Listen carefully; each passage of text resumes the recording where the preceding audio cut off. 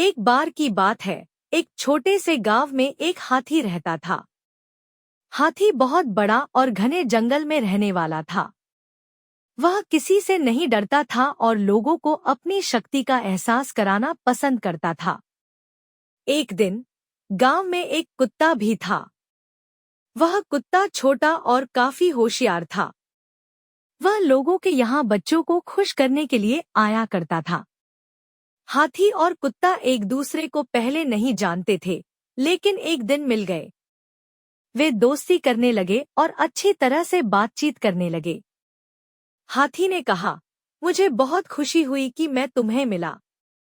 मैं शायद दुनिया का सबसे बड़ा और ताकतवर जानवर हूँ। कुत्ता समझता था कि हाथी थोड़ा बड़ा और घमंडी है, इसलिए उसने कहा, हाथी, मुझे मालूम है कि तुम बहुत बड़े हो, लेकिन फिर भी इंसान तुम्हें धकेलकर मार सकता है, और मुझे तो बहुत छोटा और दुर्बल होने की वजह से सब कुछ बचाना होता है।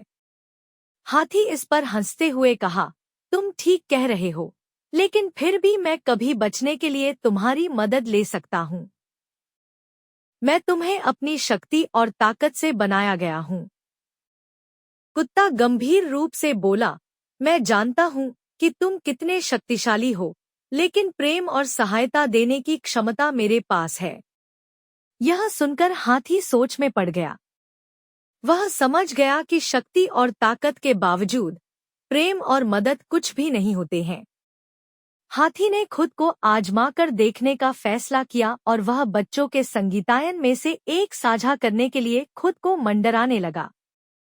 यह देखकर कुत्ता बहुत खुश हुआ और उसने कहा, हाथी, तुमने सबके दिल जीत लिए हैं।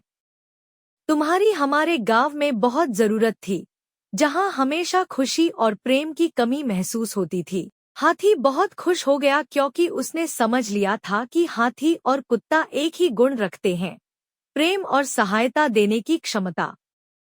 यह बात हाथी के जीवन में एक महत्वपूर्ण सीख थी कि शक्ति और ताकत से भी बढ़कर प्रेम और सहायता का महत्व होता है।